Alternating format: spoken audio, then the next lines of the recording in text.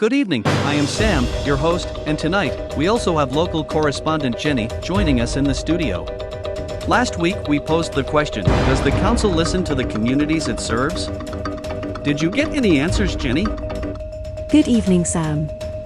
Speaking to Coton residents, I was told that not only do some of them not feel heard, but some feel threatened. Threatened? How? Landowners along the proposed C2C route that refused access to the GCP surveyors were threatened with legal action. While we prefer to have the landowners consent for surveys, we can recourse to Section 172 of the Housing and Planning Act 2016. Should we be forced to go to court, we will request that we are awarded costs as well. Isn't it important to carry out an environmental impact study for a project this big? Why are residents complaining? Yes, an unbiased EIA survey is critical. That's why residents have facilitated hundreds of visits. However, some told us that they became overwhelmed by the number and manner of requests, particularly during lockdown. The Act states that the right to survey is at a reasonable time.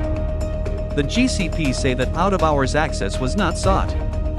So, it can't be that difficult for residents to facilitate? That's the sunset survey done. See you an hour before sunrise. Only 82 more visits to go this year. What was the GCP's response to the complaint? It is in the name of full transparency and clarity, rather than by way of threat, that it has been necessary to restate the GCP's position regarding legal proceedings. So, the GCP aren't making threats, just being really clear about legal action?